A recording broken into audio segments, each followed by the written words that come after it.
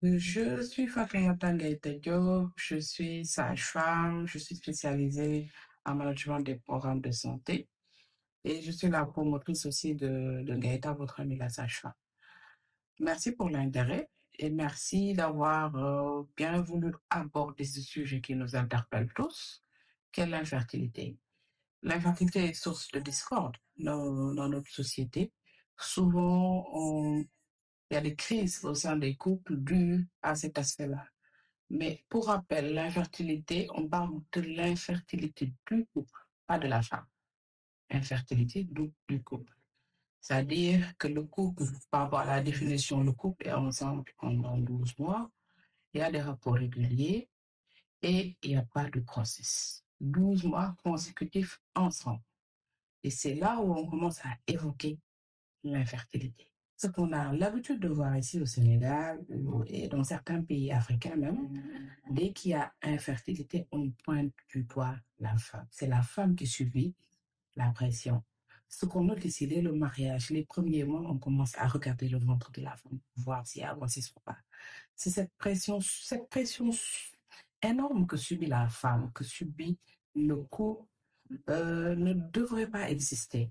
Parce que physiologiquement, on ne peut pas tomber enceinte à chaque fois qu'il y a un rapport sexuel, par exemple. L'ovulation ne survient qu'une seule fois par mois. Si l'ovule de la femme est libéré et qu'il n'y a pas de rapport durant cette période-là, la femme ne tombe pas enceinte. Ça, c'est l'aspect le plus terre à terre où tout est normal. Mais il y a des cas où il y a une maladie qui est là, il y a un dysfonctionnement qui est là. Et quand je dis maladie, ça concerne aussi bien la femme que l'homme. Donc, c'est pour couple d'y aller ensemble en consultation. Ce qu'on note, l'entourage qui est autour de la femme, que ça soit sa propre famille, la famille du mari, pointe, regarde, stigmatise la femme. Et ça ne devrait, comme j'ai dit, ça ne devrait plus exister. Donc, ayons l'habitude, en tant que couple, d'y aller ensemble. Ayons l'habitude d'explorer ensemble. Et si tout va bien, essayons le maximum possible de ne pas mettre la pression. Et cette pression-là, souvent, c'est dommage de le dire, mais c'est nous, femmes, qui mettons plus la pression chez nos petites sœurs, chez nos belles-filles, chez nos... Voilà. C'est nous-mêmes qui mettons la pression. Soyons plus solidaires par rapport à ça. Les causes sont multiples, aussi bien chez les hommes que chez la femme. On a les infections non traitées, on a les dysfonctionnements hormonaux, on a certaines maladies qui peuvent aussi être source d'infertilité. Comme j'ai dit, aussi bien chez les hommes que chez la femme.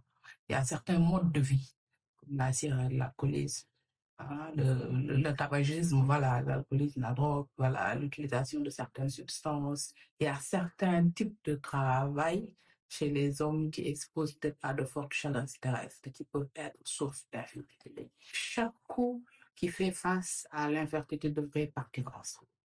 C'est ça l'idée. Il faut qu'on ait cette habitude-là de recourir au service de santé ensemble. Parce que c'est l'affaire du couple, c'est pas l'affaire de la femme. Et c'est pas l'affaire de l'entourage du couple, s'il vous plaît. Souvent, on note que le couple n'a pas ce problème-là, vit bien cet état de fait-là, essaie de traverser cet état de fait, ce vécu ensemble, mais la famille tout autour des deux côtés ne laisse pas le couple vivre en paix. C'est des questionnements tout au long des mois, tout au long des années, c'est de la stigmatisation, on pointe du doigt et souvent la pression, elle est encore plus énorme chez la femme, il faut le dire, que chez les hommes. Essayons de libérer l'espace autour du couple, tous les aspects de la vie, mais particulièrement quand il s'agit d'infertilité. Parce que tout mot de travers, tout regard parfois même peut toucher profondément la femme.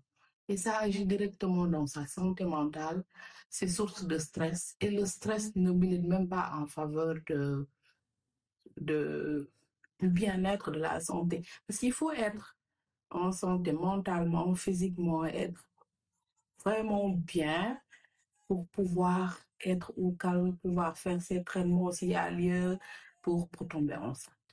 Plus on subit ce stress-là, plus on subit cette pression énorme-là, moins on a la chance de tomber calmement enceinte. Parce que la pression, le stress n'est pas notre ami, nous, les femmes, parce qu'on a nos hormones qui agissent aussi.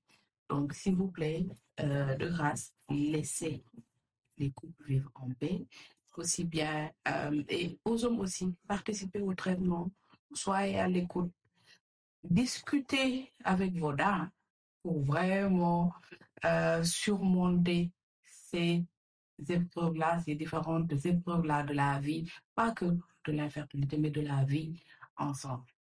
Donc, ça, c'est le message que je voudrais faire passer pour vraiment qu'on cesse de pointer du doigt, qu'on cesse voilà, de mettre cette pression-là qui n'en vaut vraiment pas la peine. Merci d'être passé. J'espère que ce message sera entendu. J'espère que ce message sera compris. Et j'espère que ce message aura un impact. Plein succès dans ce projet à Sénégal. Donner la voix à toute personne qui ne l'a pas, à donner la voix aux personnes qui veulent être entendues. Parler aux spécialistes, faites entendre l'avis des spécialistes, que nos communautés puissent en tirer le meilleur. C'est mon dernier message. Merci beaucoup et bonne réussite.